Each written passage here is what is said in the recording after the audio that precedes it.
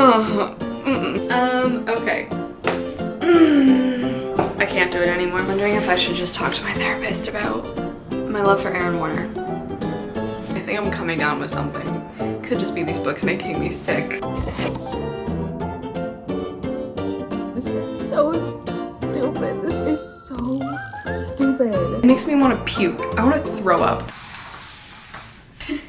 This is gonna be the Shatter Me bench. I need, this doesn't even fit through the door.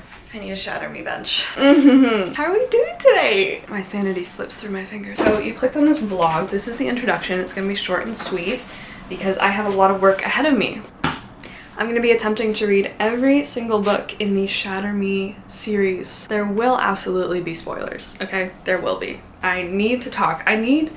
Shatter Me Anonymous needs to be a thing. I was first introduced to Shatter Me, which is a young adult dystopia novel, when I was like 13 because my friends and I at that time were like, we were doing a book club, a neighborhood book club, and Shatter Me was our first read, and we all hated it, except that I, at 13 years old, like I didn't like the book, but I fell in love, probably not the best thing ever, with one of the characters in here. Ladies, you know who I'm talking about. Shatter Me follows Juliet, and her touch is lethal. If she touches you, you get seriously injured or you die. So she's been locked up at the beginning of the first book for, she tells us, 264 days.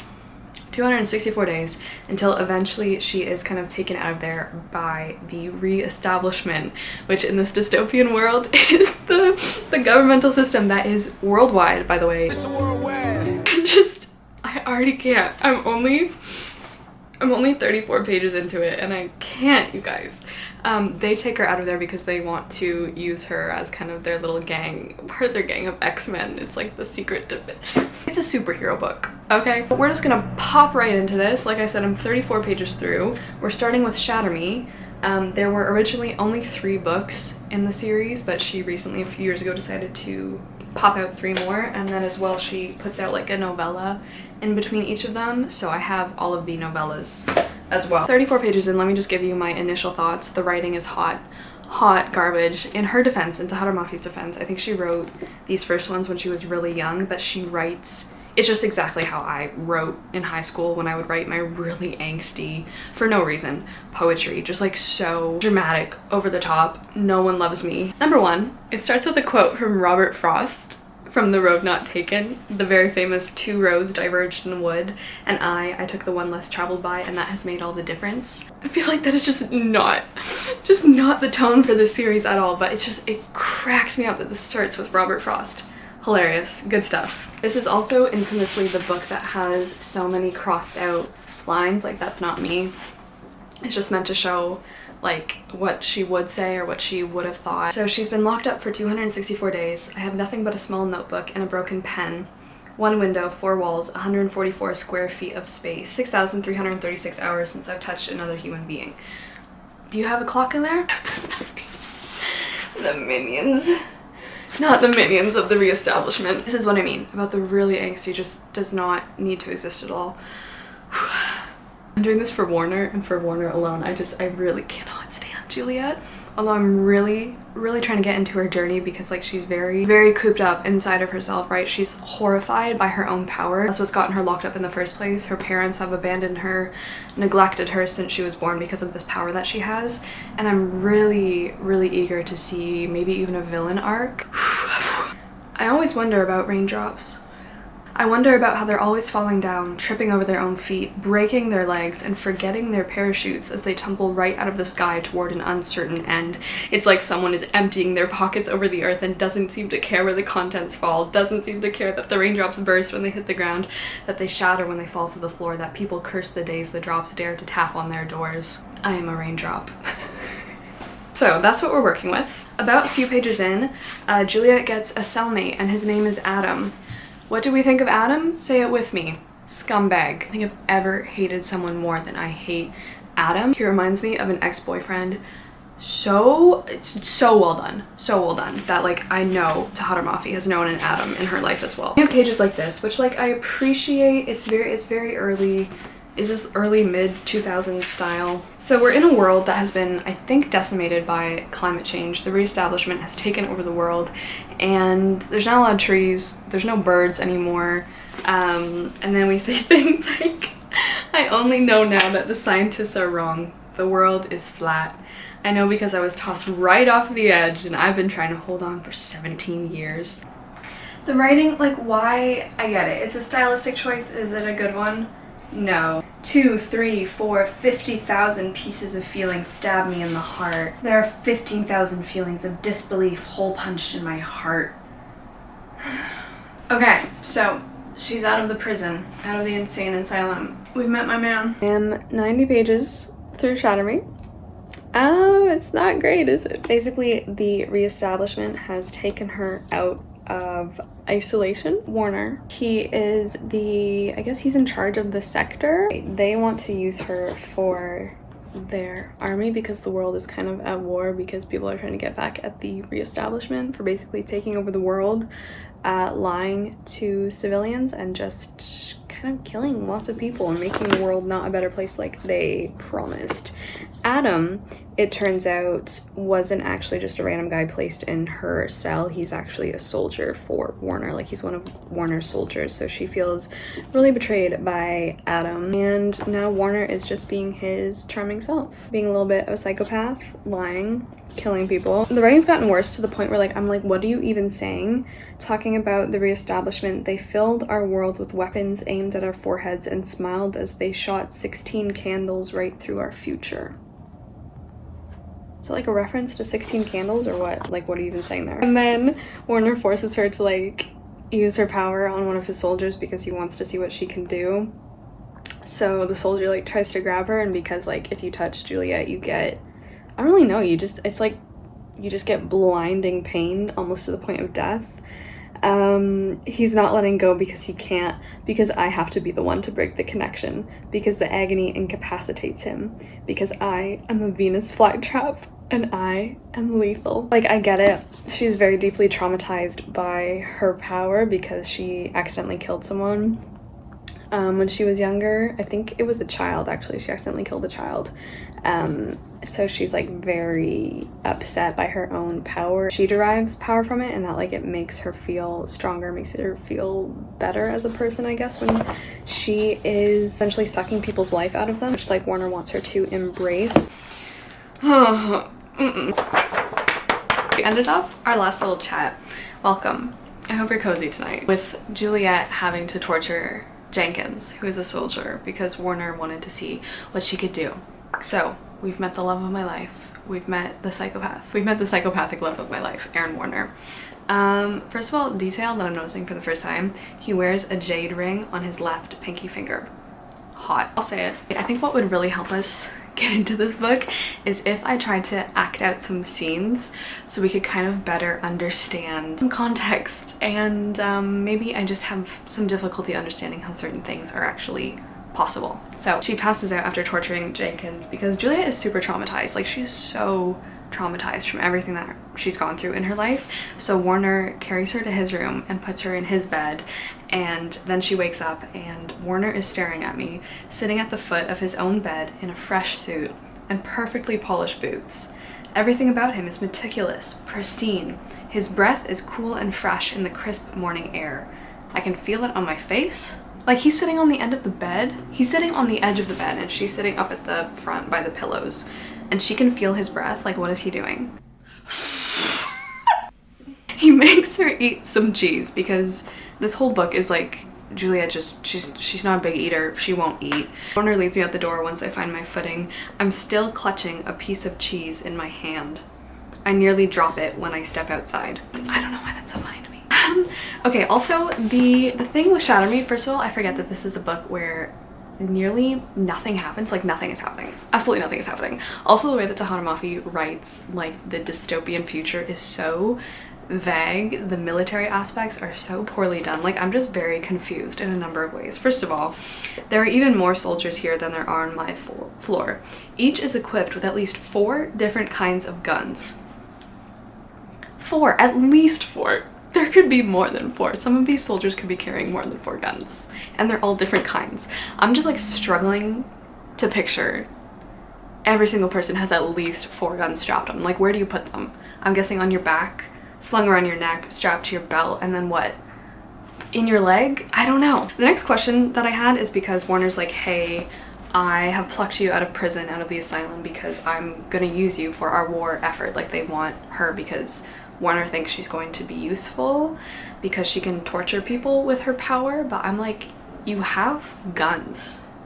Like, you have guns. You have weapons of mass destruction. Why do you need one human being to, like, I don't know. Do you know what I mean? I feel like there's more efficient ways, better ways. It's not like she can run on a battlefield because, like, she's gonna get shot. Another one I just have to reenact, please forgive me, is the soldiers of, like, sector, is it 45 or 44? I think it's sector 45.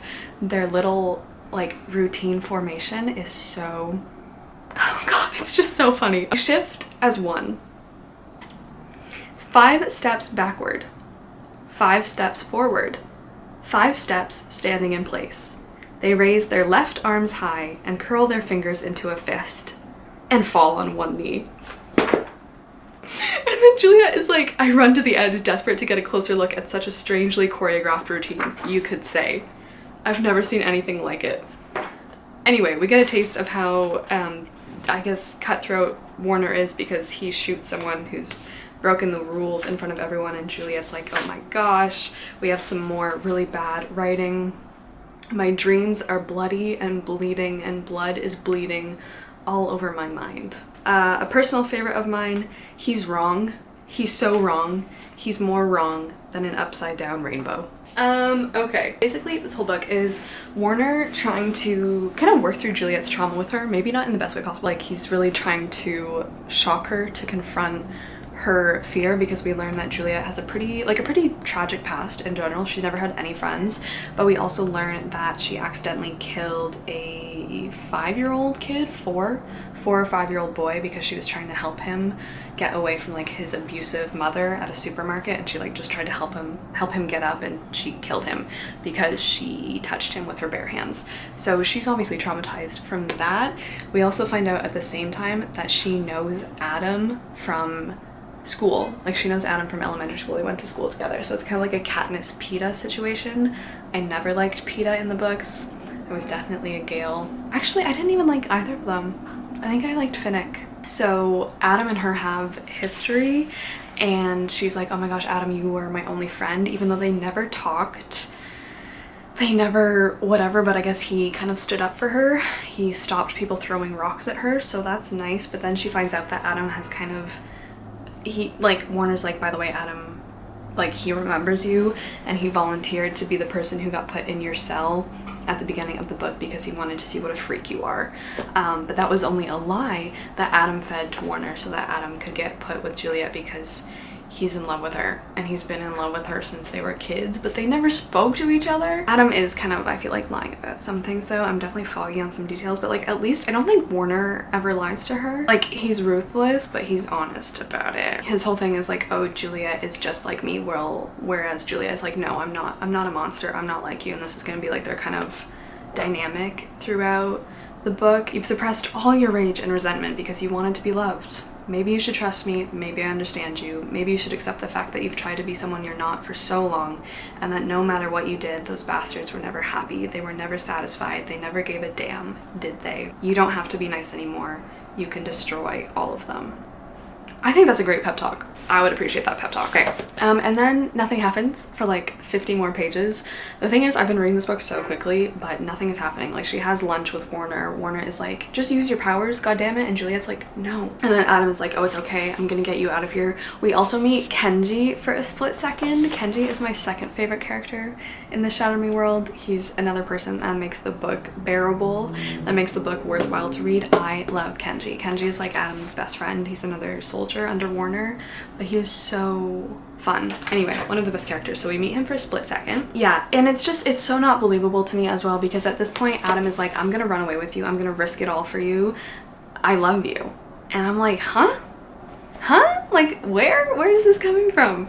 You meet her for a few seconds in an asylum. You've never spoken to her before in your life, but you've just been kind of infatuated with her, with the girl who was bullied in school since you were like 14 or something. It's just so not believable to me. Anyway, then we get to kind of like the mid-half climax where like they do try to escape because nothing else has been happening, and then Warner finally finds out that Adam likes her, and it's kind of this, oh, did I even say Adam can touch her? That's like this big thing. Adam can touch Juliet without being in pain or dying, and we don't really know why. The only reason that Warner, it says, hasn't suspected Adam before of like betraying him is that Warner thinks Adam is a cardboard cutout of vanilla regurgitations. I mean, he's not wrong though. Also, I love this line: there are secrets everywhere, there are answers nowhere.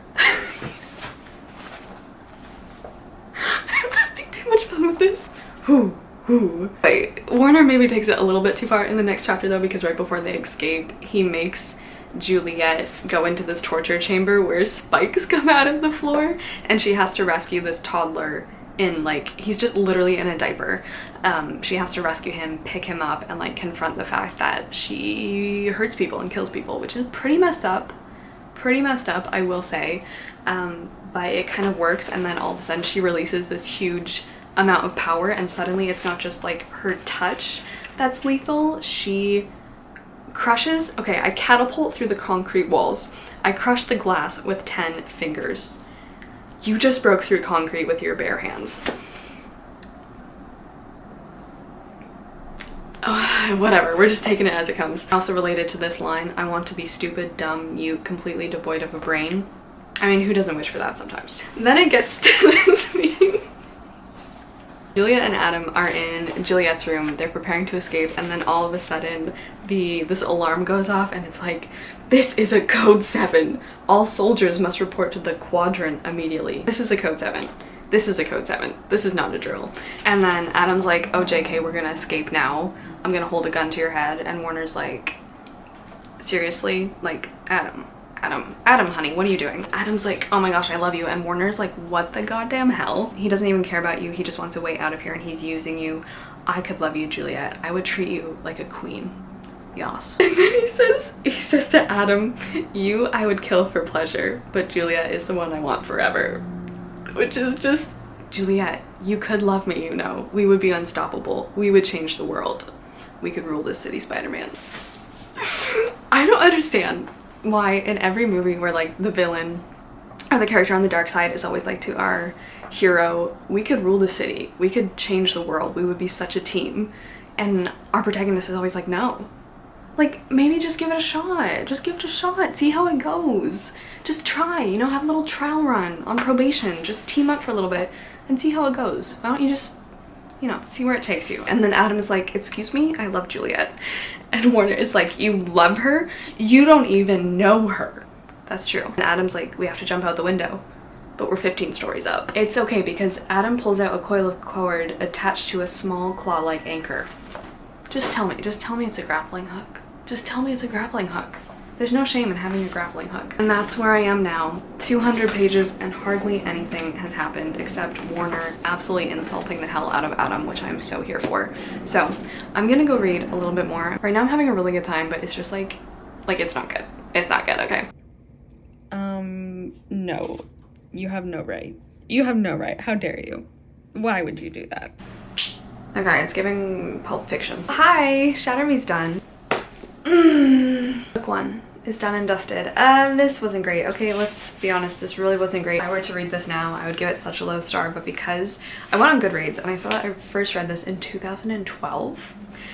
So it holds like a very nostalgic place in my heart that I feel like at this point I literally just can't rate it. I can't give it a rating.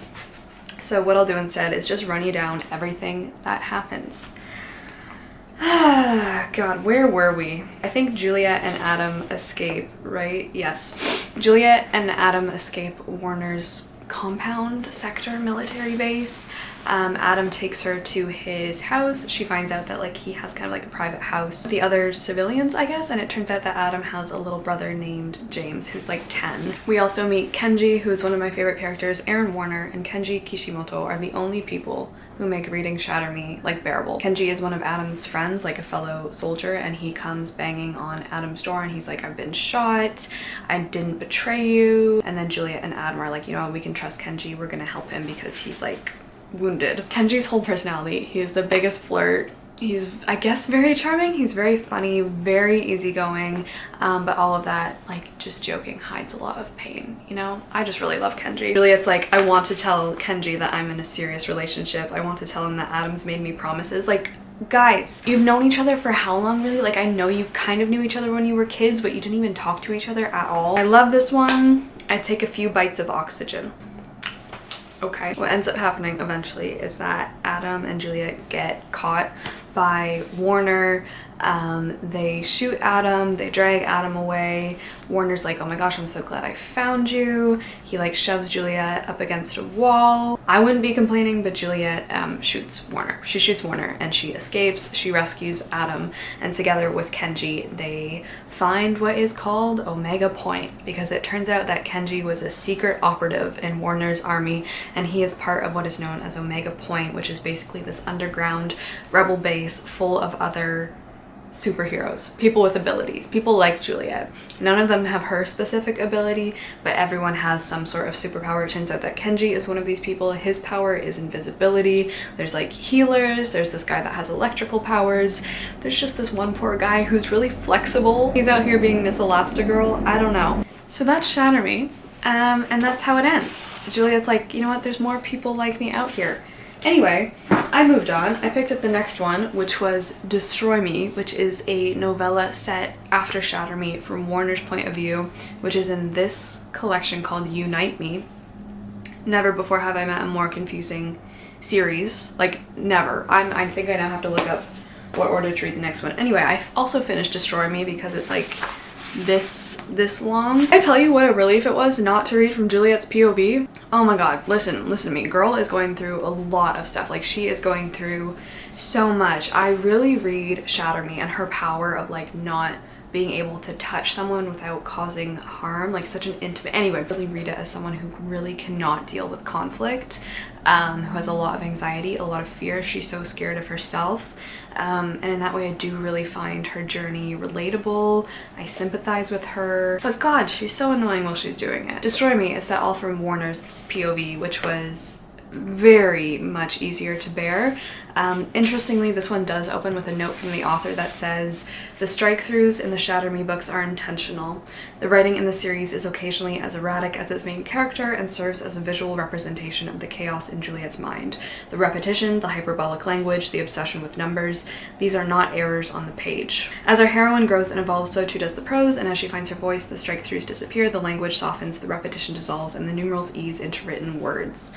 I like that idea. I think it's so poorly done. Going into Destroy Me, it opens after Warner has been shot. He's laying in bed and he's like, you know what? The girl in my dreams just shot me, and I'm kind of impressed by that. I love him. I love him. Powder Mafia uses Destroy Me as a way to kind of like ease all of Warner's red flags that were in Shatter Me, because we learn a lot more about who he is, because obviously in the first book he's presented as this like megalomaniac, very feared, very abusive, very cold war commander, but he's not. He has to be on the outside because his father is it's like the big wig, the big leader of the reestablishment. So we learn a bunch of things. Just for example, the soldier that he shoots in the head in the first book, Seamus, it turns out that Warner like visits the compounds, visits his civilians, and he knew that Seamus was an abusive father, an abusive husband. He hit his kids, hit his wife. Warner like killed this man essentially with like the blessing of his family. In Shatter Me,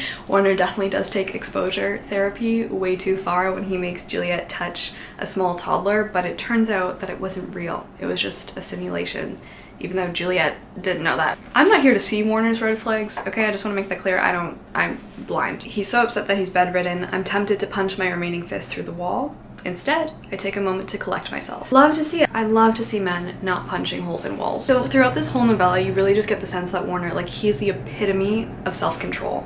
It's his whole thing. He is repressing. He's gonna repress everything. He's gonna control every single thing around him. He's gonna be perfect. He's gonna hold himself to this super high standard, but it extends to like so many different things. So talking about coffee, only an idiot would rely on the energy of a bean or a leaf to stay awake throughout the day.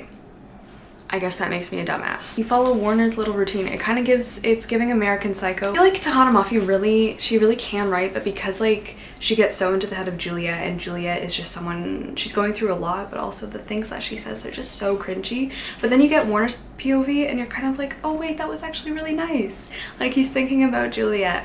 She is not an animal. She is a soft, deadly creature, kind and timid and terrifying. She's completely out of control and has no idea what she's capable of. And even though she hates me, I can't help but be fascinated by her. I'm enchanted by her pretend innocence, jealous even of the power she wields so unwittingly. I want so much to be a part of her world. I want to know what it's like to be in her mind, to feel what she feels. It seems a tremendous weight to carry. And now she's out there, somewhere, unleashed on society. What a beautiful disaster. That was kind of nice. Warner, that was kind of nice. I'm so here for the Adam slander. Warner's like, his thoughts are so empty, so mindless, it's like conversing with a desk lamp. Warner finds Juliet's journal that she leaves behind when she escapes, and like it is so sad, right? It's the journal of someone who is suffering so much, but then she'll write things like, my thoughts, I think, will soon be sound. My mind, I hope, will soon be found. It gets to, the journal drops out of my hand and onto my chest. I run my only free hand across my face through my hair. And I just like read this like, oh god, she can't write. Then there's parts of Juliet's thought process that I'm just like, oh my god. I've always had to make myself submissive, subservient, twisted into a pleading, passive mop just to make everyone else feel safe and comfortable. I've spent good parts of my life being a pleading, passive mop. Graduated to solid broomstick. Warner's motto, I guess, is what he says, I grieve nothing, I take everything. It's giving Pirates of the Caribbean, take what you can, give nothing back, which like, I don't know, I really find it interesting. I think he's a cool character. There's finally a physical description of him, and guess what? He's not 6'5".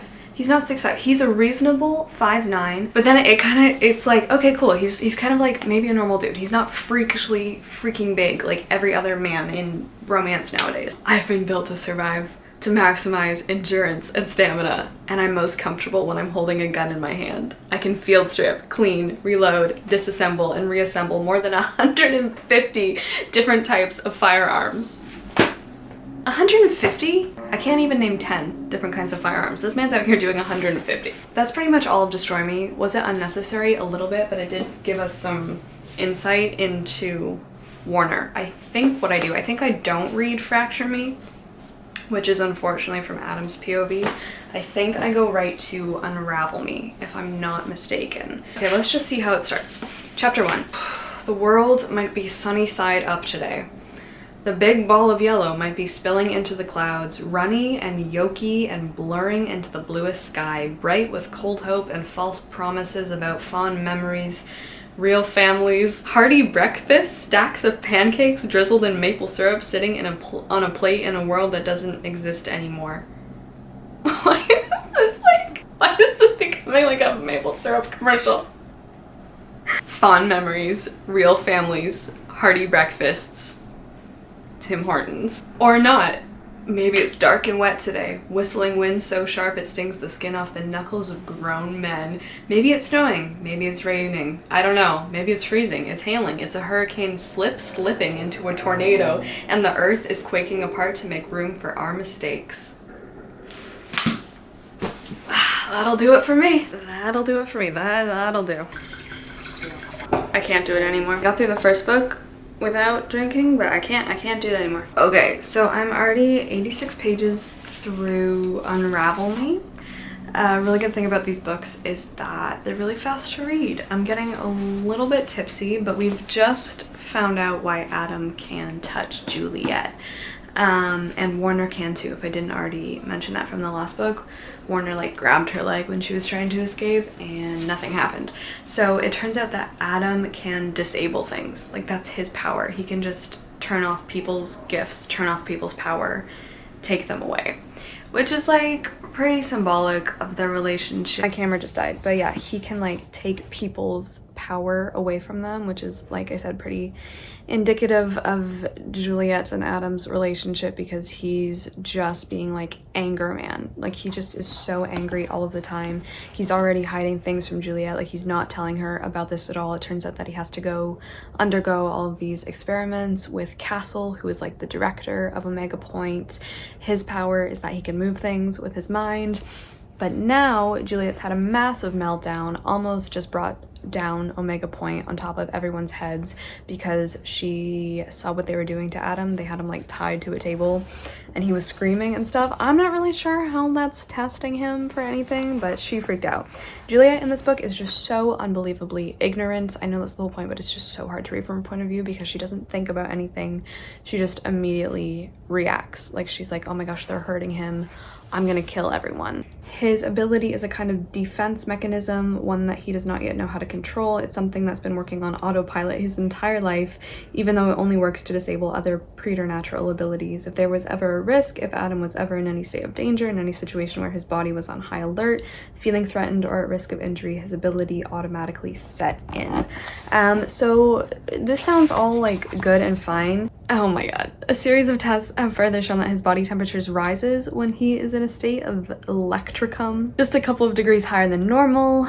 In short, this constant exertion has been exhausting him, weakening his defenses, his immune system, his self-control. So it turns out that like by being with Juliet, because Adam can touch her, it's like kind of just depleting him. He's weakest when he's with you. The more time he spends in your company, the less threatened he feels, and the more intimate you become, the less control he has over his body. Anyway, so Juliet is like kind of low-key killing him a little bit when they're touching. 90 pages in. Like that's 90 pages in and like nothing has happened. Like that's the thing with these books. Nothing happens. Nothing happens. Like god, I'm so bored at Omega Point. So that's where I am. We found out Adam's power. I forget everything. I forget Warner's ability. I don't think it's the same as Adam's. Oh my god. 2 pages later, she freaks out and she's like, you can't be with me. And Adam's like, what do you mean? You don't want this to work? Something's happening right now and doesn't feel okay. It doesn't feel okay, Juliet. It feels like the opposite of whatever the hell is okay.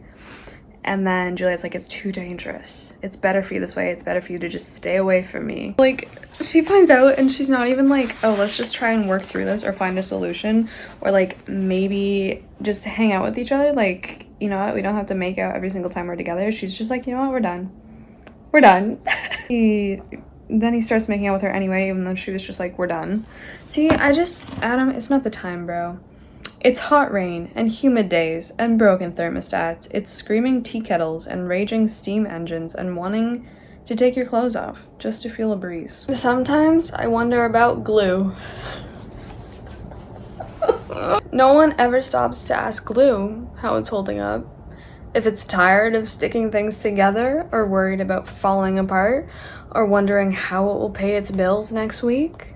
God damn, I'm so freaking bored. I'm 154 pages in. Juliet is now above ground for the first time with Kenji and a bunch of the other superheroes, and she just saw Warner because like we have a very little cute scene where Warner's like out there and he finds this like abandoned dog and he feeds it and takes care of it, and Juliet sees that and she's like, wait, maybe I've kind of misjudged him. Anyway, and now they're stealing food from like a compound or something, but it's just so incredibly boring. Like I'm so bored. I think Unravel Me was definitely my least favorite book in the series because it's just like nothing is happening, and I don't even want to, like I'm happy that I've read 150 pages in like not very long at all, but now I'm getting a little bit too tipsy to keep reading and I'm just so bored. It's like an hour. It's like an hour. No. And I installed TikTok and apparently the fan cast for Aaron Warner, because like I'm behind on the times, I guess. The Warner cast, fan cast is Hayden Christensen. and I'm not mad about it. Like, I've now changed my mind to just imagine Hayden Christensen in that one, oh god, it's like from one movie or one TV show he's in where he like really does kind of look like Warner, and now Warner's father wants to like talk with Castle. And yeah, so we might be seeing Warner again soon. I just got so bored. Okay, I'm now gonna read some more. Hi, I have therapy in like an hour. I'm wondering if I should just talk to my therapist about my love for Aaron Warner. So remember how I was saying I wasn't liking Unravel Me? First of all, I'm 363 pages in. I don't know why the book thought it needed to be that long, but it did. You can see, you can literally see the point where Warner steps back onto the page. It's pathetic. I'm trash. Okay, so let's talk about the real trash in the room, and that's Adam Kent. Tahara Mafi, I swear, has gone through the same abusive ex that I have. Maybe it was the same person, girl. I mean, that's not possible. She's much older than me. But it's like verbatim, sometimes, word for word, the things that Adam said. That has also been said to me. You break up with them, and they refuse. They're like, no, you're not breaking up with me. Are you kidding me? Mr. Adam... Right? Mr. Adam Kent is giving me a little bit of PTSD. He's following Juliet around, stalking her, humiliating her, making scenes in front of people. Overall, refusing to accept the fact that she's broken up with him and no longer wants to be his girlfriend anymore. Getting angry, he's frightening her, and it's just like, wow, I'm getting flashbacks. And then he says stuff like, there's never been anyone else. There's never going to be anyone else. I'm never going to want anyone else. Lies. You know what? It's not that deep. You are. You will. You'll move on. We have Kenji. I still love Kenji. Second favorite character. Like I said, Kenji and Warner absolutely carry this book. The way I drop like I'll skim some sections, I'm not gonna lie, but the way that I slow down and eat the book up when Kenji and especially Warner, when they're on the page, it's sad. Anyway, one of the best lines of the book so far from Kenji, you're like a sexy, super scary plant. Okay, so then the plot starts to pick up a little bit because it turns out that the Supreme Commander of North America, he has requested a meeting with Juliet because he's like, I gotta clean up my son's mess. Like, the citizens are rebelling because people are finding out that Omega Point exists. The Supreme, which is just what we're calling him, the Supreme, he's known for a while that Omega Point exists, but it's just never really been in his best interest to deal with them until now because the regular citizens are kind of trying to rise up, and when there's rumors of a bigger, powerful group also doing the same, things are getting out of control now. Why the Supreme Commander thinks he has to come all this way, he's like the head honcho, and deal with this one girl, I'm a little bit confused about, especially because like no one knows what he looks like. That's his power. He's like the invisible boogeyman. Anyway, so it turns out that Adam, Kenji, and Juliet go to this meeting location because the Supreme has taken Winston and Brendan hostage, the Electric Man and the Genius Boy, I think, and they're like, well, we have to get them back. We meet Warner's dad, right? If I haven't already said that, Warner's father is the Supreme Commander. And then it's just so funny because like Juliet opens the door to meet him. They're like meeting in someone's house, and she's just like, Warner's dad is hot. That's her only thought. I don't know what I was expecting. Maybe I thought he'd be old and slumped and slightly blind. I was so wrong. I'm staring at a man who is absolutely breathtakingly beautiful, and he is a man. Chill. Juliet, chill out. He has to be at least 45 years old, tall and strong and silhouetted in a suit that fits him so perfectly, it's almost unfair. She's gone full DILF mode. So we meet Warner's father. It turns out he's the biggest piece of garbage in the history of garbage, and it's at this point that Juliet's feelings about Warner start to turn around because she's like, you know what? I'm understanding Warner, and he's done some bad things, but like, he's just traumatized. He's just a traumatized little man. So at this point, I'm getting really fed up again with the military tactics and like the whole warfare of this world, because what Castle has decided to do is take absolutely everybody out of Omega Point, every able-bodied person, to go and fight Anderson's men. His name is Anderson, the Supreme Commander. Everything, everyone. He's emptied out Omega Point. I'm like, that is so dumb. And then the Supreme guy is like, well, surely you've realized that my ultimate goal was to lure your people out into my territory. My men are waiting for just one word and will destroy all of your little friends. duh. She's like, why don't you just kill me? And Anderson is like, I don't know. I had no idea you were going to be quite so lovely. I'm afraid my son never mentioned how beautiful you are. Pretty privilege is saving her ass right now. Warner steps out from the kitchen. He's back. He gets back on the page 228, if anyone was waiting for him.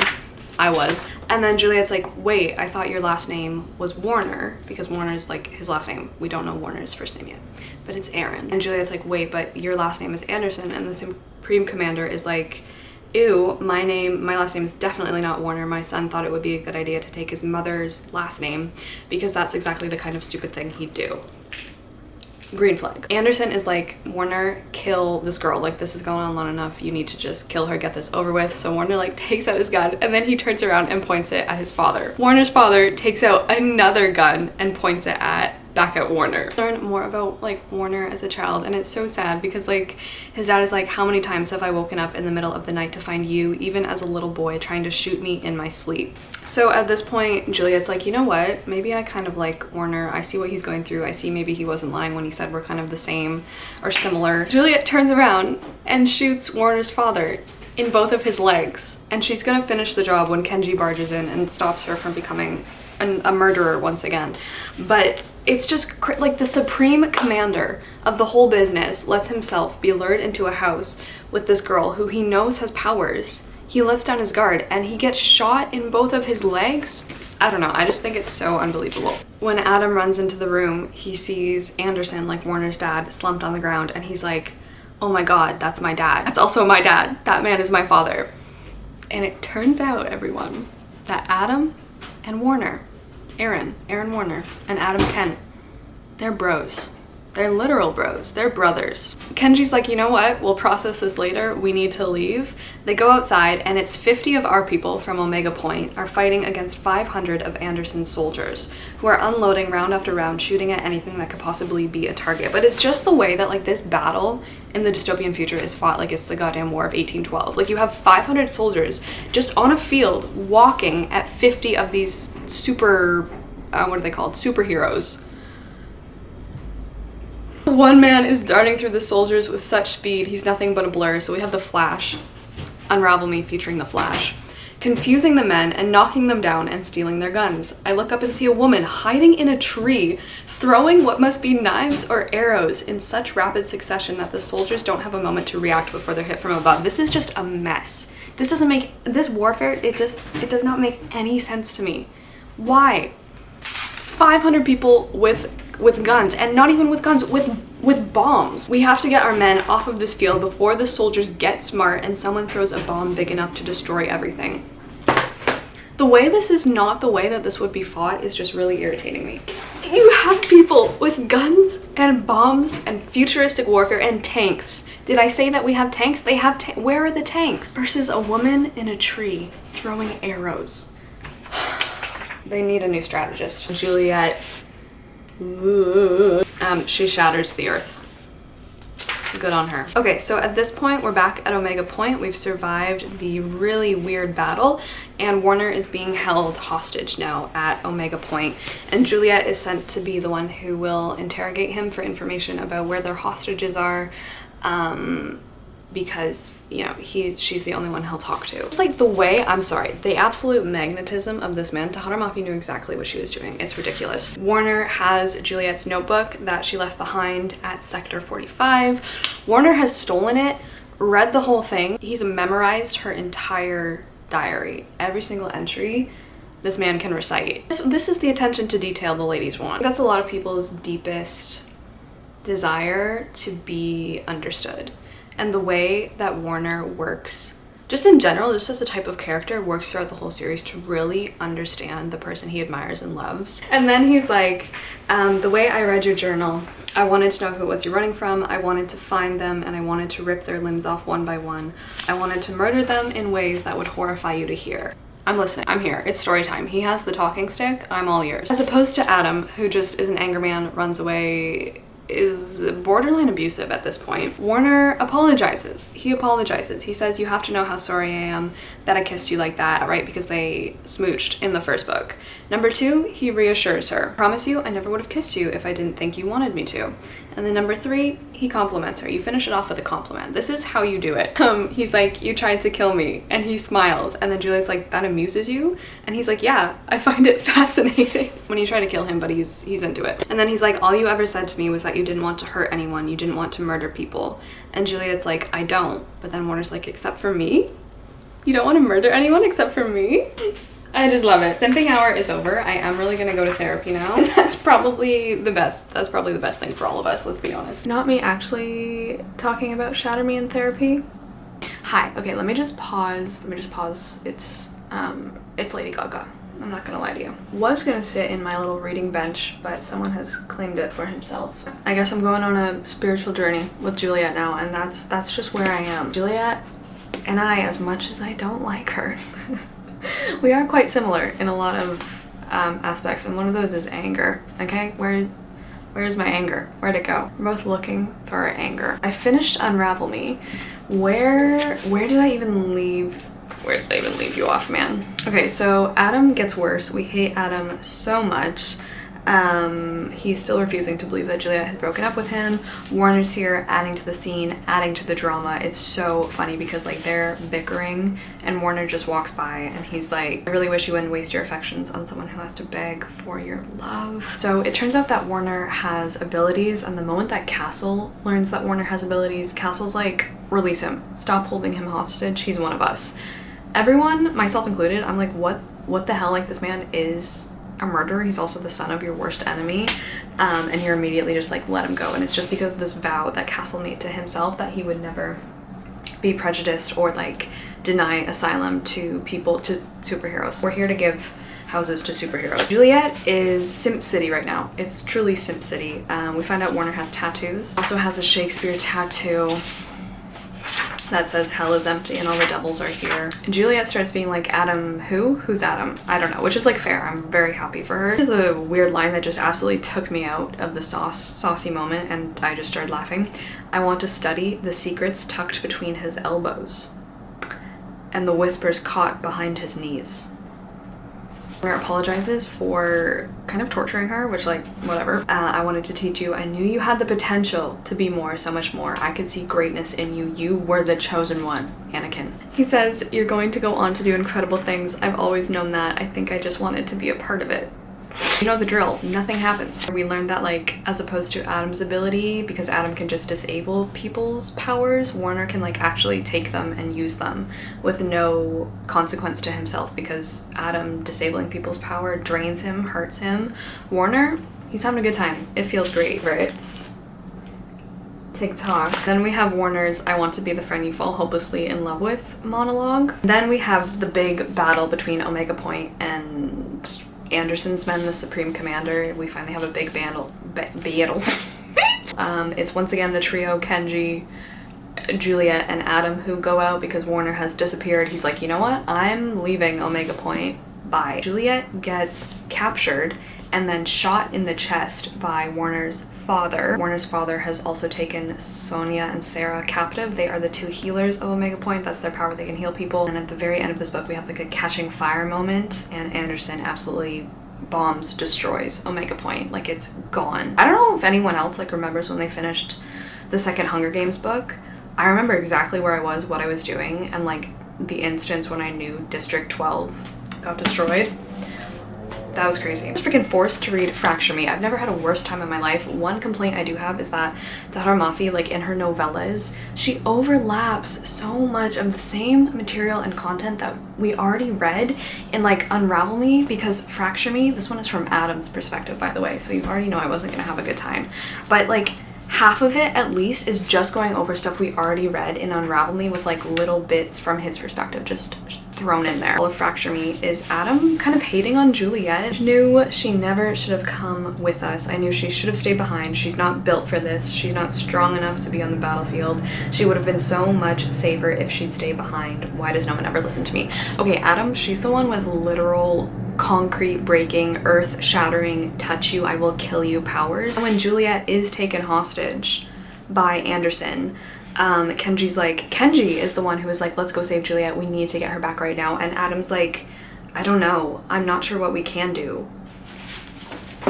Like, he just straight up gives up. That was Fracture Me, the most painful thing I probably had to read from this so far. But that means now I finished Shatter Me, Destroy Me, Unravel Me, Fracture Me, and you'll be pleased to know I've started Ignite Me, and I'm halfway through Ignite Me. So this was the original end of the trilogy. I mean, this was a reread for me. They've all been rereads for me except for Fracture Me. This one, Warner and Juliet, like, they're kind of together. They're teaming up to take down the reestablishment, and they're gonna make the re-establishment. I don't know what this is. I don't know what this was supposed to be.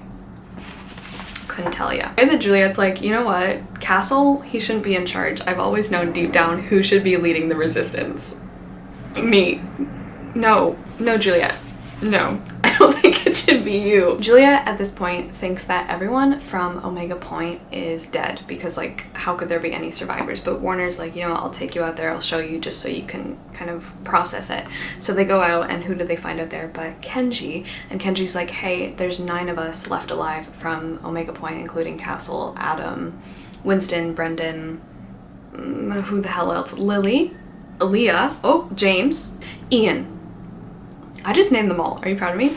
Anyway, so they go back because they've all been staying in Adam's house from, like, book 1. Adam completely flips out and he's like, you're not allowed in my house anymore. I was happier when I thought you were dead. He straight up tells Juliet that he wishes she were dead rather than be with Warner or another guy. Juliet, guys, she finally stands up for herself. She finally gets angry. She tells Adam where he can shove it, and then Warner starts laughing, and Adam's like, is there something you want to say? And then Warner's like, God, no. Juliet doesn't require my assistance. This video is not even railing on the books anymore. It's become an Aaron Warner fan account. I'm sorry. But then she goes and does stuff like this. Warner's like, I'll come back tomorrow, 1300 hours.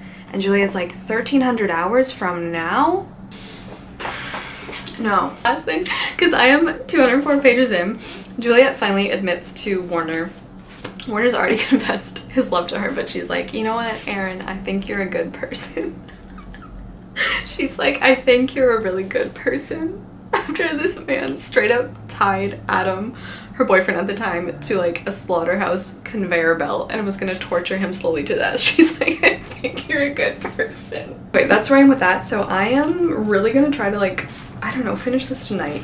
The absolute way that, like, literally nothing keeps happening as well. Like, it's all just background noise for Juliet to process her trauma, for conversations with Warner, to deal with relationships. Like, I feel like the dystopian world and, like, the military aspect of the society is just, it's really weakly done, let's not lie. I hate these covers, if I haven't already said that. I freaking hate them. Why do they all look like this? Why are we getting his whole workout routine? What the heck? Alright, so it's like a month later, and I'm here to update you that I finished Ignite Me. I finished this a long time ago, and I've just been saving up the strength to talk about it. A lot of weeks have passed. I think I'm coming down with something. Could just be these books making me sick. Ignite Me ends. Let's get this straight with each other. The book takes like I wrote it down. Okay, yeah, I wrote this long for plot because the book takes till page 337, which is chapter 59, for like the actual plot of the novel to happen, because the rest of Ignite Me is just like Juliet and Warner talking, or Adam being a little bitch. I think the part I was at last time we were talking about how Juliet is trying to bring the gang together, like her BF, Warner, and then Adam, Kenji, and the rest of the people who have survived from Omega Point. Everyone gets on board with it except for Adam, and so Aaron's like, you know what? I really love Juliet. I'll tolerate all of you guys. You can all come into my headquarters, and I'm gonna like hide you all in my massive gym. I've already described to you, I think, his workout regimen. Or maybe I haven't. Maybe that's still in the cards for us. That's exciting. It takes so long for anything to happen. Like, there's just nothing goddamn happens in these books. And then when they finally get the chance to happen, like we're 337 pages through, guess what? After that, the last page of this book is page like 405. But the war, like the whole point of the book is that Juliet wants to take down the reestablishment, take down Warner's father, Anderson, and bring back peace to at least Sector 45. That doesn't even start happening till like page 365. 366. And then the book has like 40, not even 40 pages to wrap up. It is insane. I remember finishing it for the first time as a teenager and being like, what the hell? Like, even recognizing back then, like, that was a super rushed ending. I have no idea why it ended that way. Maybe she was feeling super pressured. And it ends so abruptly that you're like, okay, because the final, like, battle is so short that it's ridiculous. So let's go through it all so we can process it together. Okay, I was telling you about Warner's massive gym. Juliet, God, what's a training facility? He holds the door open for me. This. I've never seen so many machines in my life. Running machines. Don't have to say running machines. I know you know what a treadmill is. And running machines and leg machines and machines that work your arms, your shoulders, your abdominals. There are even machines that look like bikes. Probably because they're bikes. Probably because the machines are bikes, Juliet. Here's the whole thing, and here's something I've just noticed because I was talking about Shatter Me in my wrap up for last month. There's this whole, I don't know why, I feel like the book really encourages you to think that Juliet has been locked up for her whole life. And like in Restore Me, which I'm currently reading, we'll get to that, there's a lot of parts where Juliet is like, well, where did you expect me to learn that, Kenji? I've been locked up for this long. Where did you expect me to like have the time to have a fashion sense? But then I went back and read a part from Shatter Me, and it's like she was only locked up for 264 days. Oh, like, I get it. That's a long time. It's rough. You were in an asylum. You're traumatized.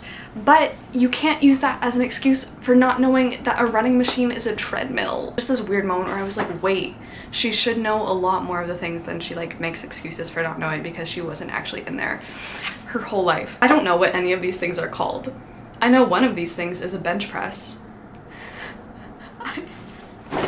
Also know what dumbbells look like, and there are racks and racks of those in all different sizes.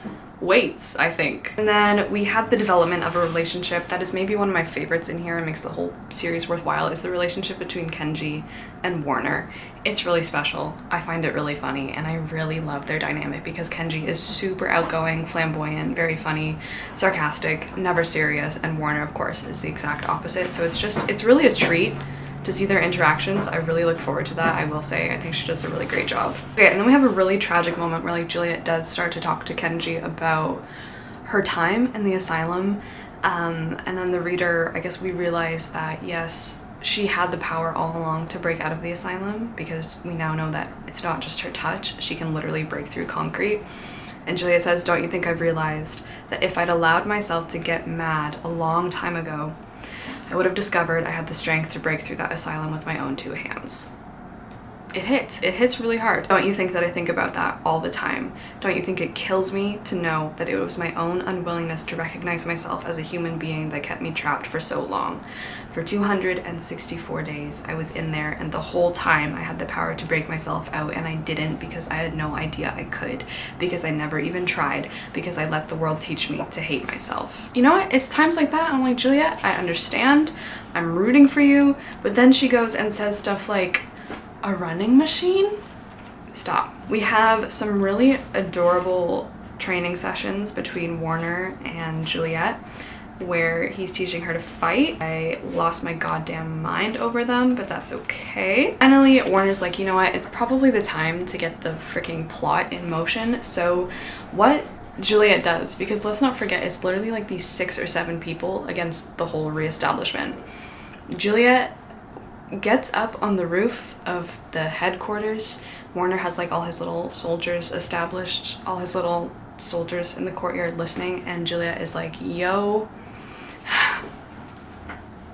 I'm sorry, I'm just like picture this whole scene just read to me like a really bad Marvel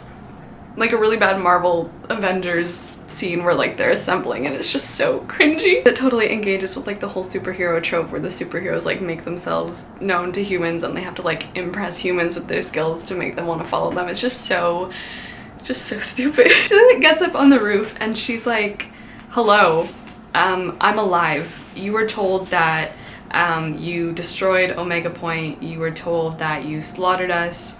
But guess what? We are unbeatable.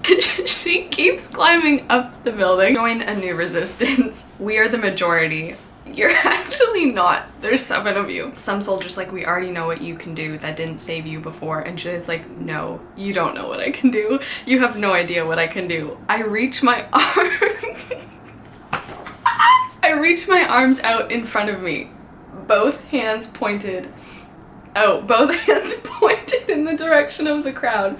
I try to find a good middle, and then I focus. Plant my feet, steel myself, and then I pry the crowd apart. She's like Moses. And then down below, like in the middle of the courtyard, she like pried them apart to make a little space for the rest of her superhero friends.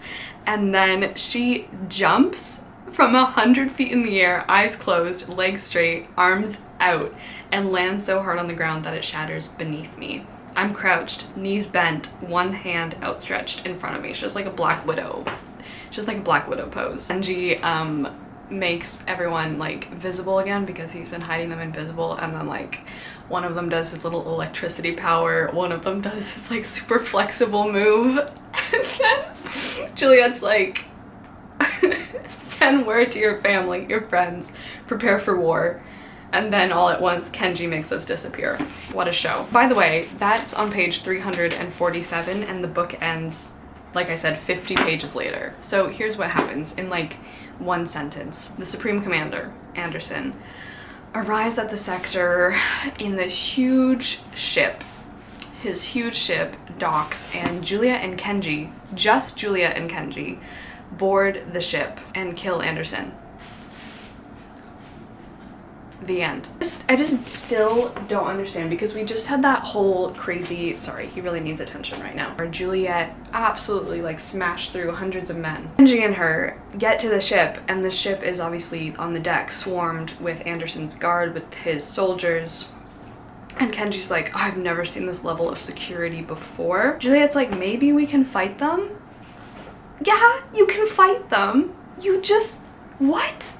Like, you just absolutely demolished a whole entire army. Like, you threw them on the ground. But then Kenji's like, are you out of your goddamn mind? You think we can take on 200 soldiers? Isn't that what that's what you just did? And then Juliet's like, oh my gosh, Kenji, I can shove them off. I can just push them into the water. Will that work? I don't know what else is gonna work with 30 pages left in the book. This is the absolute laziest solution. Then she gets shot at by soldiers who are still in the ship. Bullets, hundreds of bullets, a puddle of bullets all around my feet, my face, not hitting her because she's immune to bullets. Just gets every book. It's just like, you know what? If she touches you with her finger, you're gonna feel some pain. Book 2, she can smash through concrete, break walls, shatter the earth. Book 3, she's invincible. On page 388, 10 pages left. I don't know why I'm so upset about this. Page 388, Kenji and Juliet, they save Sonia and Sarah, the 2 healers, and they're in Anderson's room, like, waiting to kill him. Anderson, the Supreme Commander, it turns out, like, has one of these superhero people, has someone himself that he's, like, turned into a weapon. This character is on the page, like, I don't know what happened with this book. Something must have happened where, like, I don't know, maybe there was a deadline she had to meet, or maybe, like, she was always planning to write more books, but this one got like stalled. Anderson's guy, his soldier, his person with a special ability, he has like pressure waves, sound waves. He's on, I'm sorry, he's in the book for 3 pages. 3 pages. Like, final battle boss soldier. He's like clapping his hands together and sending waves of pressure at Juliet that's like knocking her to the floor. I have no idea what this kid's name is, where he came from, how Anderson got him. Like, Anderson's there and he's just letting this blonde kid do all his work. No battle. Like, Julia gets slammed by a pressure wave, and then she's like, you know what, I just walk at him. I hear a gunshot. He's hitting me with waves of pressure. I'm almost there. I reach forward and clench my fist around his neck. Squeeze until I hear something crack. He falls to the floor. Like, this kid was in the book for 3 pages. Who is he? Where is he from? Why is that the last battle? And why do I have 7 pages left of the trilogy? Juliet just reaches out and shoots Anderson in the forehead. And that's it. Chapter 77. We get back to the base, which is again, like I said, 10 pages later, everything's good. All her friends are alive, and then there's a moment where like they try to trick us into thinking Warner is dead because she's looking everywhere for the most important person and he's not there. But then the last page, he pulls himself up onto the roof and walks over to me. One of probably the most rushed ending in a book I have ever read in my life. Like, just the whole thing with the pressure wave man. So I have since started Restore Me because I think there is no novella between the two separate, they're not separate trilogies, but the first OG trilogy and the second one. Almost halfway through Restore Me, which is book number 4. So bored. I didn't think it was possible for Juliet to appear any dumber than she did in books 1 through 3, but regression is always possible. I'm just upset because the things that I don't like the most about the Shatter Me series is definitely the whole trying to be like a military dystopian drama, because it's really poorly done. So Restore Me begins 16 days after Ignite Me. And thank God, because I needed some kind of explanation. Restore Me so far has mostly been dealing with like the bureaucracy and the overall stupidity and almost impossibility of a group of 17-year-old kids trying to take over the world. Juliet has become the supreme commander of North America. Sin number 1, I fall backward onto the bed, head spinning, the complications of War and Peace heavy on my mind. Stop it.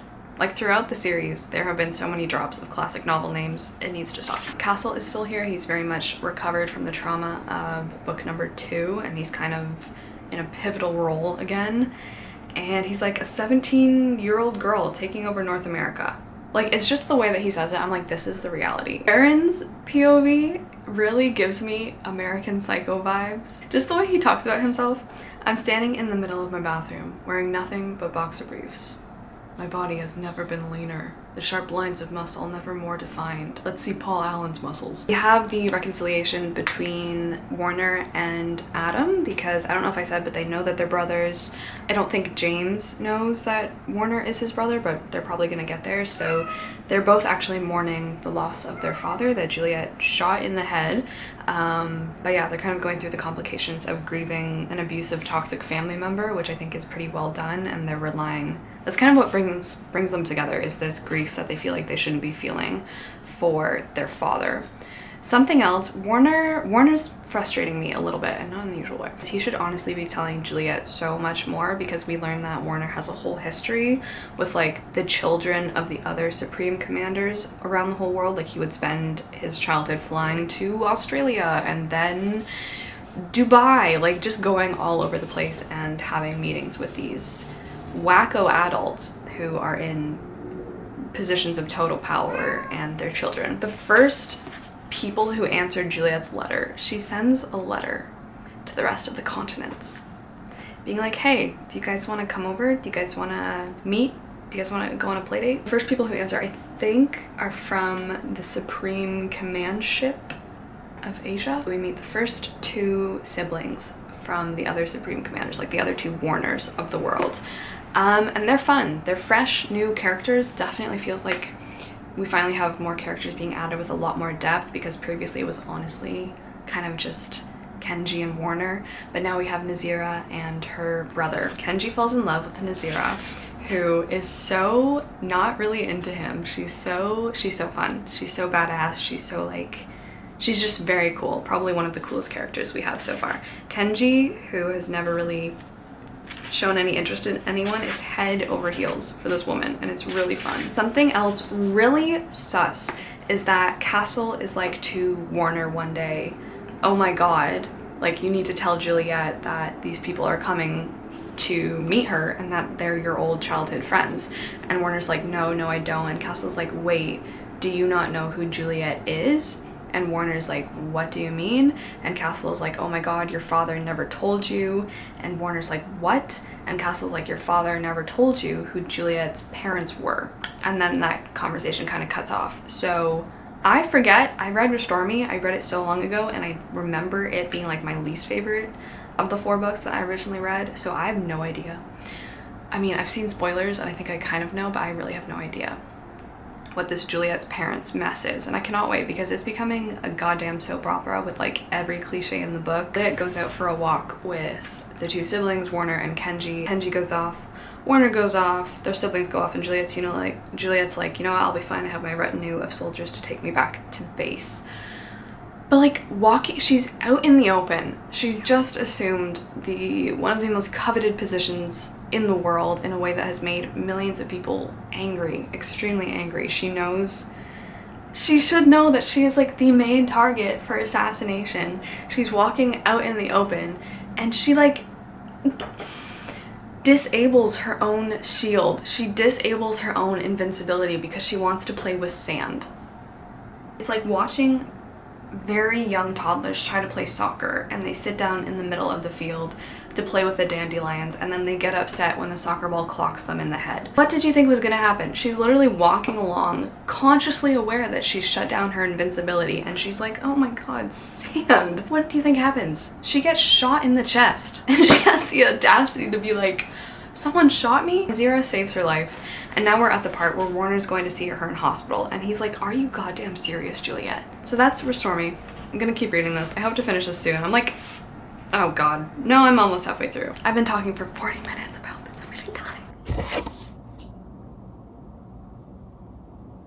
What the I am remembering, much like this book, why I have repressed my memories of this book. It's the way that memory wiping is just becoming like the biggest thing that's happening to everyone. Everyone's getting their memories wiped, except for me. What's that about? Where do I sign up? Basically, Juliet isn't Juliet. Her name isn't Juliet. Her name is Ella. Castle and Warner start having talks 200 pages into this book. First of all, it's the way that nothing goddamn happens in these books. I keep saying it.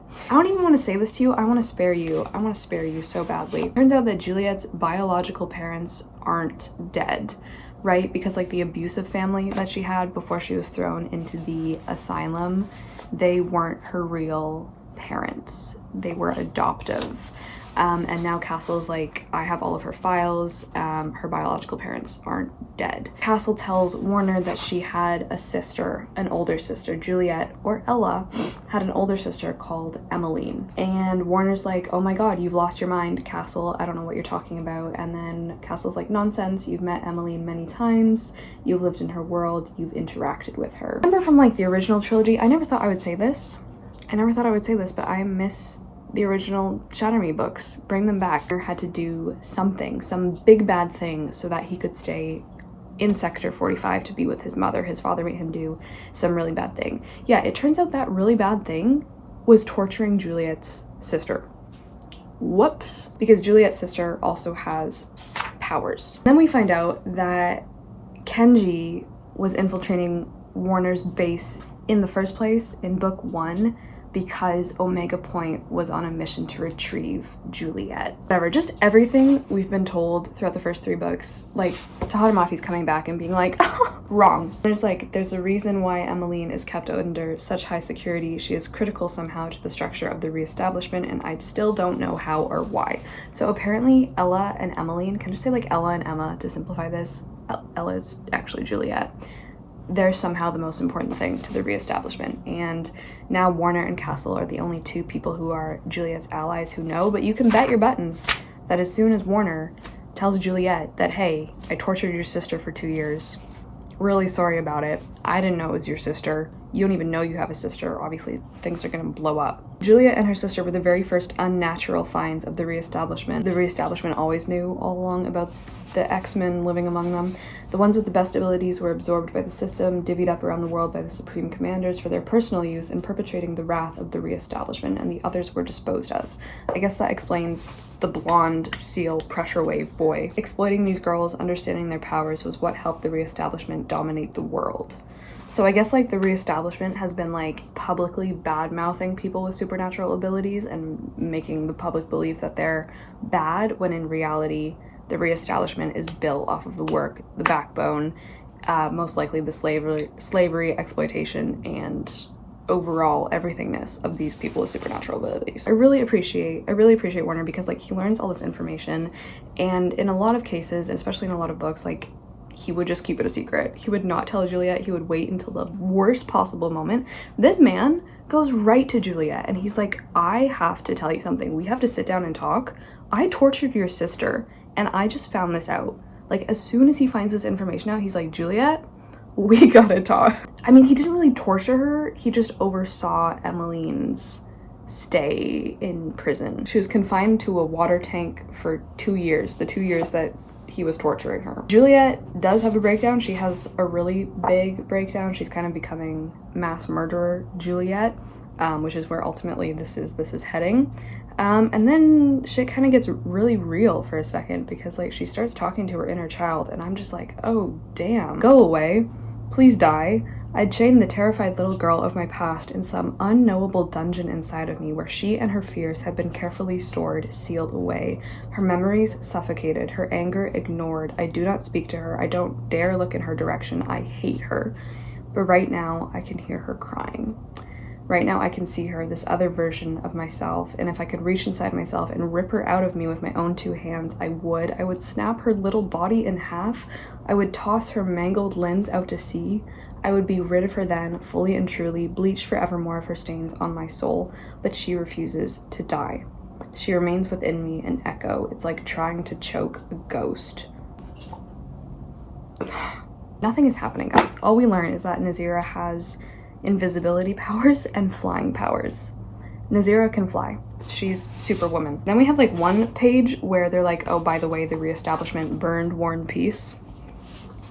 This book builds towards its climax, and the climax of this book is a goddamn symposium. It's a conference. It's a political conference where Julia is supposed to talk as like the new leader of North America. And no one spends any time in this book preparing for this conference where there's gonna be like 600 huge political leaders. No preparation. Julia has to deliver a speech. No mention of the speech. And then we finally get to the symposium on like page, I don't even know. The day before, Warner's like, oh my god, Juliet's gonna get up there, open her mouth, and shit's gonna hit the fan. Our Supreme Commander has hours to prepare before having to address a room of the 554 other chief commanders and regents in North America. She will be expected to lead, to negotiate the many intricacies of domestic and international diplomacy. And Juliet shaves all her hair off and like immediately on the next page becomes a new person. She's now like cold, capable, leading. She breaks up with Warner, by the way. There's really touching scenes in this book between Warner and Kenji because Warner has panic attacks and I just, oh my god, my baby. Okay, so we finally get to the symposium, which is the whole peak of the book. Wow, so boring, first of all. Second of all, we get the symposium from Warner's POV, which means that like we don't hear Juliet speak. We don't know anything about what she says in her speech. We only have like Warner describing Juliet is now denouncing the reestablishment's plans to obliterate language and literature. She's outlining her hope to transition the civilians out of the compounds, and she's just begun addressing our issues with the climate when a shot is fired into the room. So like, I guess it must have been so bad that we like, this is pivotal for Juliet. She's addressing the rest of the world for the first time.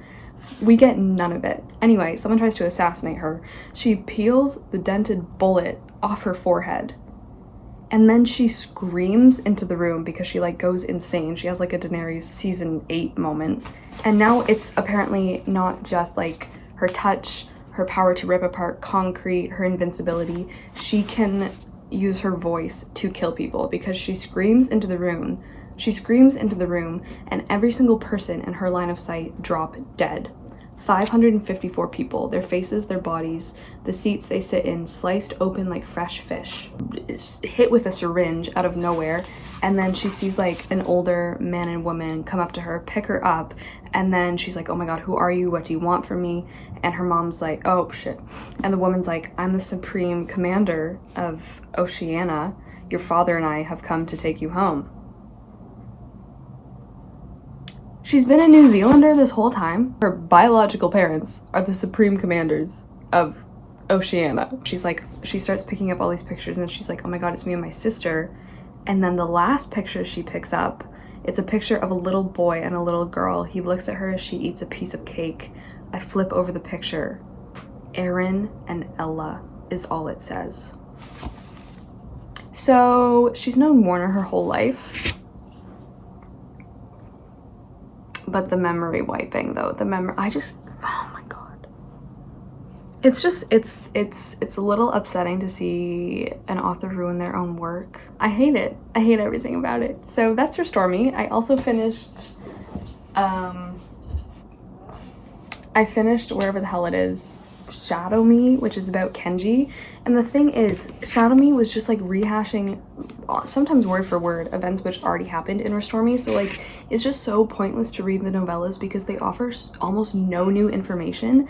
And sometimes, like I said, verbatim chunks are placed in the novellas. So it's just like, it just feels like this big cash grab that is just so not worth my time. Defy Me. First of all, why do these covers look so similar? As if the series wasn't confused. You couldn't just make one of them like purple or something? Okay, I don't understand. You start the next book, I swear they always freaking do this, where like literally 12 pages ago we are supposed to have believed that 600 people dropped dead, but then it's like, oh, they aren't dead because we just saw a vision of blood, mayhem, murdered bodies. And then like after Juliet disappears, they see people getting up, like people in the audience stand up and they're not actually dead. And then it's just like weird supernatural stuff happens around here all the time. So like now Juliet thinks she killed 600 people, but she didn't actually. Okay, so we have Warner's grandfather explaining, I guess, everything, and then it's like, oh, Aaron has been in love with Ella for the better part of his entire life. They've known each other since childhood. And then people are like, how can that be possible? He's like wiping their memories all the time, which like the memory wiping thing is not explained ever. How are they wiping the memories? How can they how can they replace memories? It's never talked about, whatever. But then it's like, oh, Anderson never told either of them about their shared history. The reason he had to keep wiping their memories was because it didn't matter how many times he reset the story or remade the introductions. Aaron always fell in love with her every time. So great. Okay, anyway, and then, guys, it just gets even stupider, even worse. Anderson apparently orchestrated Adam being in the cell with Juliet. He made sure he was there because he liked to experiment on both of his sons, because remember, Warner and Adam are brothers. And then he keeps going on, and then starts talking about Operation Synthesis. What the hell is that? And then Castle's like, oh my god, I know about this. What does that have to do with Juliet? And then he starts naming off these like code names, and then all of a sudden he gets shot because Anderson is back. Anderson comes in the room and shoots him. I'm so done. This is so stupid. I'm just gonna keep calling her Juliet, even though the book has switched over to Ella, because I hate it. I refuse to call her Ella. I think this is so stupid. Her mom, Juliet's mom, Evie, is like, oh, you and your sister were kind of just our like genetic manipulation toys. And she's like, you weren't meant to call people friends. You aren't supposed to feel love. You were meant for a solitary existence. We put you in isolation on purpose. Juliet's mom is like the mad scientist, because she's like, I was the one who found a way to isolate the gene that was causing widespread transformation in the population. I was the one who managed to recreate the transformation. I was the one who rewrote your genetic code. I remade you.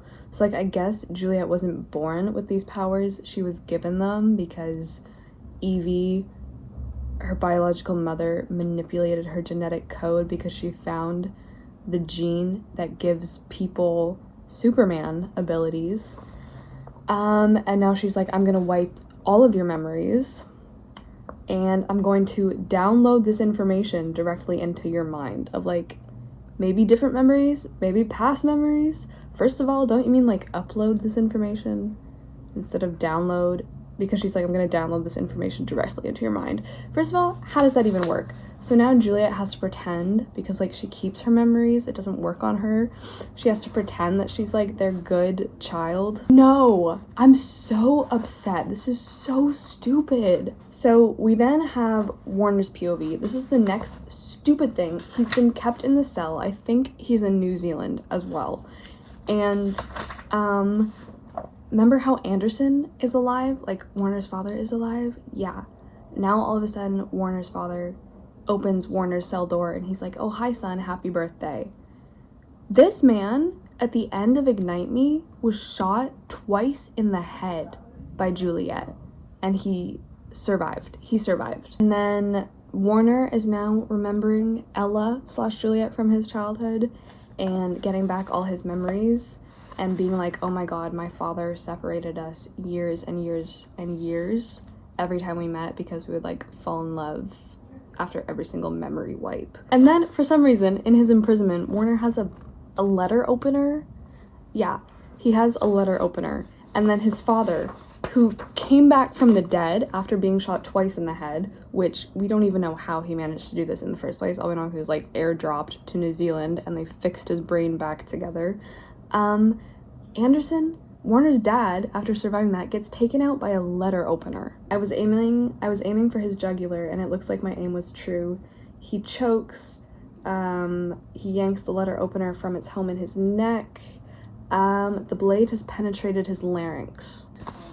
A letter opener? Like, goddamn, like how hard do you have to throw a letter opener? I don't know what kind of letter opener they have, because the ones I've seen are not that sharp. Like, how hard do you have to throw it? It's like a couple weeks later. I needed to take a break from this because I am actually getting so upset. I'm not having a fun time anymore.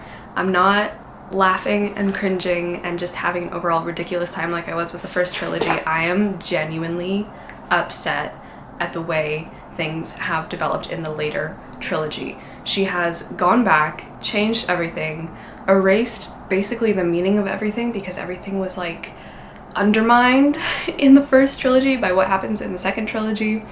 It's just like the characters we've grown to know are completely changed because of this memory wiping, because of her rewriting sequences of events, changing people's motivations, bringing people back from the dead, etc., etc. It's giving the latest Star Wars trilogy. Anderson is Palpatine.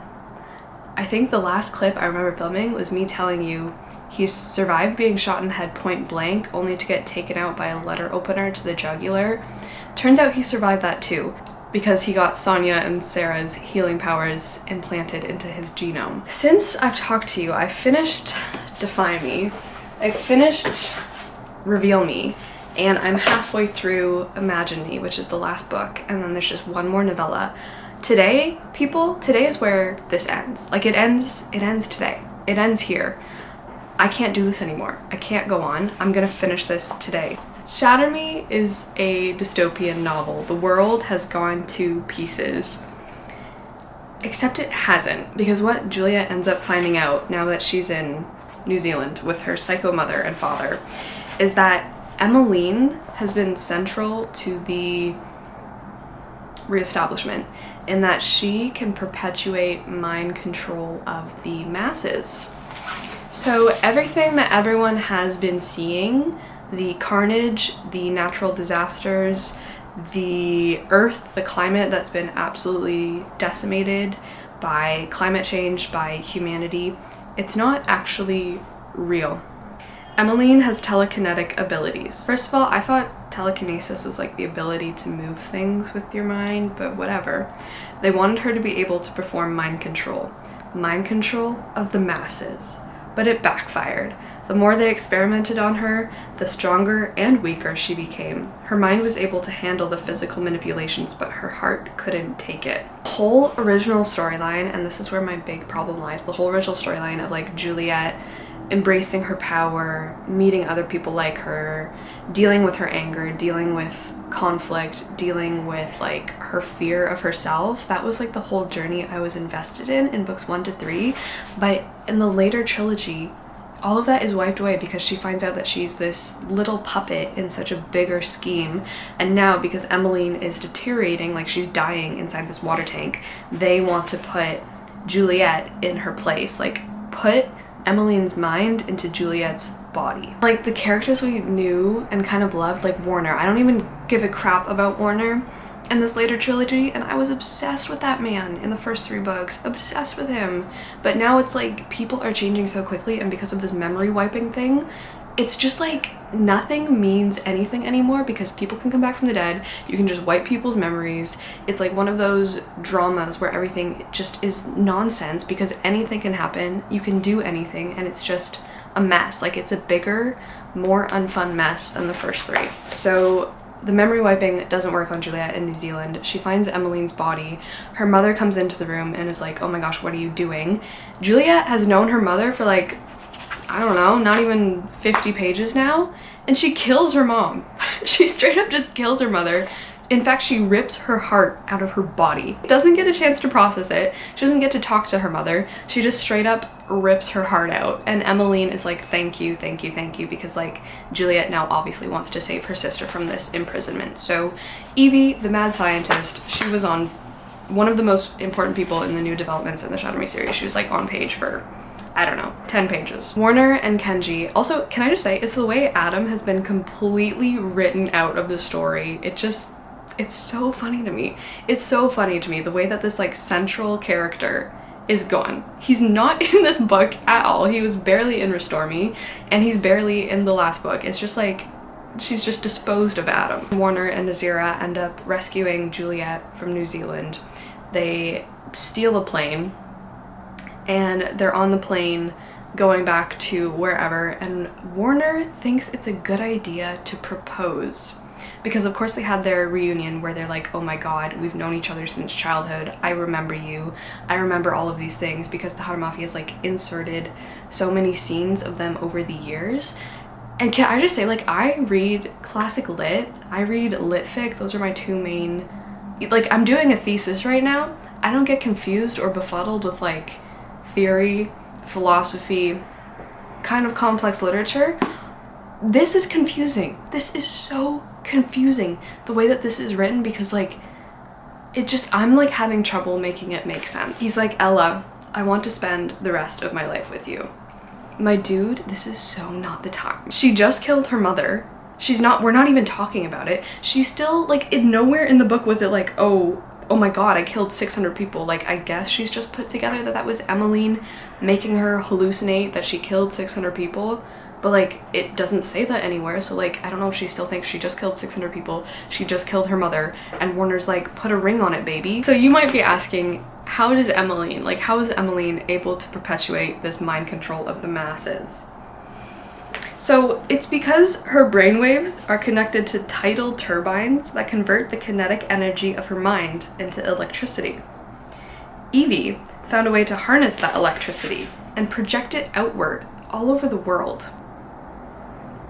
So like 5Gs. The decay of society, the broken atmosphere, the birds gone from the sky, it's all an illusion. It's true that our climate has changed, but that damage is not irreparable. What Emmeline wants is for Juliet to kill her, because Emmeline is just like, her body's beyond repair. She's been tortured her whole life. She wants out, and by killing Emmeline, you will also destroy the illusion of the destroyed world. The book ends with their plane being shot down, but not by the reestablishment, by allies, because it turns out that Castle has a daughter who's also been running a similar establishment to Omega Point, but I think it's in Africa, somewhere in Africa they get shot down.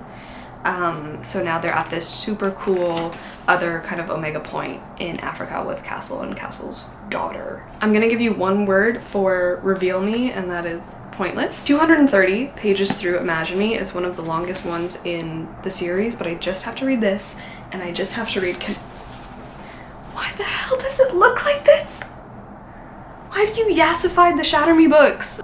Gaudy, it makes me want to puke. I want to throw up. You would think that like things are kind of okay, and this is where I get even more mad, because this opens, of course, we're at Nuria, Castle's daughter, her headquarters with everyone. Okay, 150 pages into the book, Juliet's back in New Zealand. She gets captured again. Like, you were just in New Zealand. You got rescued, but then you're ripped away again and you're back in like, the plot of this is just so poorly done. So the main conflict in Imagine Me is that I guess Emmeline has gone back on her word of like wanting Juliet to offer, and now Emmeline, like the last remnant of her mind because her body is decaying, she for some reason has grown webs. Like, her hands and feet have become webbed. Anyway, like I was saying, she's gone back on her word apparently, and now like a part of her mind is reaching and inserting itself into Juliet's head. Like she's trying to live inside Juliet's body. So Emmeline's like mind is mind controlling her, like she's trying to invade. Kind of like a Voldemort Professor Quirrell situation, actually. Evie made it so that only she or Max, Juliet's father, could control Emmeline's powers. And I don't know how that works. And with Evie dead, the fail-safes implemented were suddenly weakened. Emmeline realized that in the wake of her mother's death, there would be a brief window of opportunity, a brief window during which she might be able to wrest back control of her own mind before Max remade the algorithms. You can't just write stuff when it doesn't mean anything. 154 pages in, Anderson attacks, because Anderson's not dead, once again, he attacks the new Omega Point with Nuria and Castle, and he takes back Juliet. It's that easy. He's like, you're coming with me. I'm taking over the reestablishment now since Evie is dead, and you're coming back to New Zealand. Evie was very careful about having a backup plan, like in case Emmeline died, and Anderson's like, from the very beginning, she made sure there was a spare. Juliet and Emmeline, like it's really just, you can just think William and Harry, you know? Then it just makes her whole journey towards like self-fulfillment, finding herself, being okay with herself in books 1 to 3 seem pointless and meaningless, and I guess it makes the Robert Frost poem at the start of Shatter Me, the little line of poetry from The Road Not Taken, make sense, because The Road Not Taken is not about autonomy, agency, or like choosing for yourself. It's about the illusion of those things. And I think so many people just get that. It's just so frustrating when people are like, oh, 2 roads diverged in a wood, I chose blah blah blah, and that has made all the difference. Because like if you actually read the poem, the 2 roads are equal length. It doesn't matter. Your choice is an illusion, like the illusion that you have control to do anything over your life. Oh my god, Warner embedded the machete in his father's chest. He plants his right foot on his father's gut and roughly pulls out the blade, and he survives. Juliet wakes up from this new memory wipe. I don't know what's different this time, but now it's like she's become Anderson's ultimate soldier. Remember in Unravel Me when Juliet was like kind of really uncomfortably simping over Warner's father? Yeah, that's back. His physical presence is solid, categorically male. He's a wall of muscle standing before me, and even the suit he wears can't hide the subtle sculpted curves of his arms and legs. There's really, really weird vibes in all these pages with Juliet and Anderson, and I get it because like Warner looks like his father, blah blah blah, but just like don't. How about we just don't? Also, can I say, Kenji becomes a main character in kind of Defy Me and Imagine Me, and I think it's a bad decision. He works so well as a side character, and so many authors make the mistakes of trying to make their side characters become main characters. Like Kenji is the comic relief, he's funny, he serves a variety of functions, but he only serves them because he's not on page for that long. He's charming, we see him, and then he's gone. Him becoming a main character, like this book is honestly mostly set from Kenji's POV, it's boring. It is so boring. It just doesn't work, and I'm getting annoyed with Kenji because his chapters are just so lackluster and so dull. So it turns out that Anderson knew where to attack the new base because Adam, since he's been off page for so long, he's had the time to go and offer his allegiance to the reestablishment, because at this point, I mean, all Adam cares about is his brother, James, but he offered himself to Anderson. Okay, so someone just sent scorpions in noodles to try and kill Warner, and then Anderson just made Juliet cut off her own finger. Okay, I finished it. They steal a plane, Kenji, Warner, Nazira, they steal a plane, and they fly back to New Zealand, and they mess things up. They destroy the compound. Warner kisses Juliet a bunch, takes his shirt off, and suddenly she gets her memories back of who she is and that she loves Warner. And then they destroy everyone. Okay, I guess Anderson dies. Kenji shot him 6 times, but like it's never, I feel like it wasn't confirmed that he's dead. They pull Emmeline out of her tank, and Emmeline obviously dies, but that means that the systems that were controlling and, you know, brainwashing the whole population, they're done. And that's how the book ends. So yeah, now I'm gonna read Believe Me, which I think is just gonna be a little wedding novella, It has to end with a wedding because of course it does. This was so disappointing. The way that Juliet was barely a character in here at all. Everything was just so easy at the end. There's 30 pages left in this, and the whole conflict in Believe Me, the last novella, is that like they just can't decide when to have their wedding because obviously it's not a good time. Like they just saved the world, they overthrew the reestablishment, and things are kind of a mess. But then it turns out the very next day, after like Juliet bails on their wedding, like the next day she's like, oh surprise, I like planned out our whole wedding. I bought us a house. I fixed, well, not bought the house, I fixed up a dilapidated house, and like I've done all of this stuff for you, like for Warner, because like he's kind of having a hard time. But also it's the way that nothing is being processed. Like Juliet just seems fine. She's like reclaimed the name Juliet. She doesn't go by Ella anymore. She didn't really ever, I guess. Maybe she did. But now she's like, you know what, I'm just gonna call myself Juliet because that's what feels most right for me. But like she seems so happy. She is so happy. And this is 4 days?